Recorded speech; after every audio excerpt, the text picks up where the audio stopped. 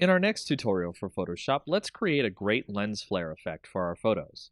Of course, you could use the lens flare effect in Photoshop, but it usually comes out pretty cheaply made and poorly well done.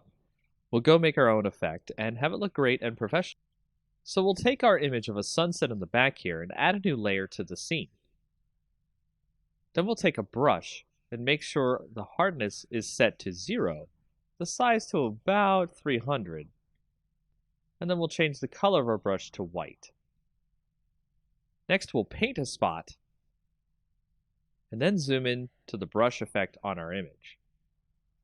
We'll add some noise to our effect using Filter, Noise, Add Noise. Use about 3.5% of noise.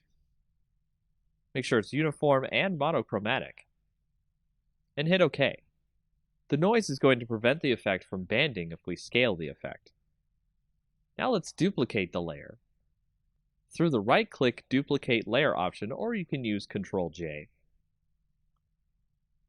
We'll name the new layer White and the old layer Orange. Next, we'll add color to the orange layer. Hide the white layer. Then go to Image, Adjustments, then Hue and Saturation. We'll color it by turning on the Colorize option. Move the hue over to a nice orange, and the saturation near 100%. You can make it a little lighter or darker if you'd like. Now we'll set the orange layer to a blend mode of screen. Then we'll set the white layer to a blend of linear dodge add. With the orange layer, we're going to free transform. Draw out our orange layer a bit, making sure that the link is selected to keep the ratio. Commit the changes. We'll select both layers, and we can drag it wherever we want. So let's move them over the sun in the image, and then free transform the effect so it's large and covering the sun.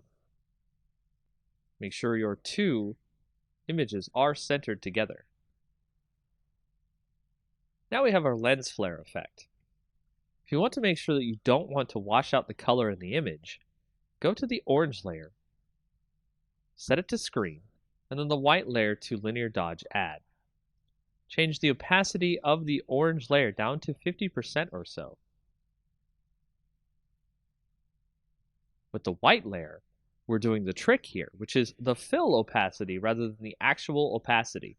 Set that to about 15% or 20%.